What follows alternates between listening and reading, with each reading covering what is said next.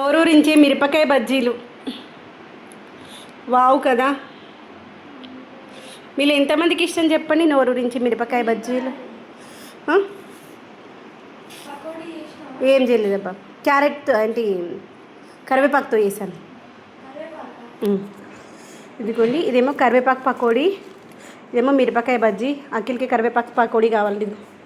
దూరం జరుగుజరంతా దూరం వస్తే కనిపిస్తే వీడియో గిట్రా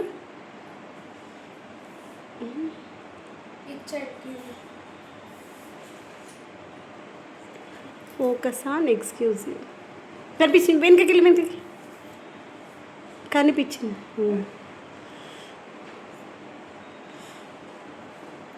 తీసుకుని కూడా అఖిల్ని మిర్చి బజ్జీలు తినడం అయిపోయింది. పకోడీలు అనమాట టైం.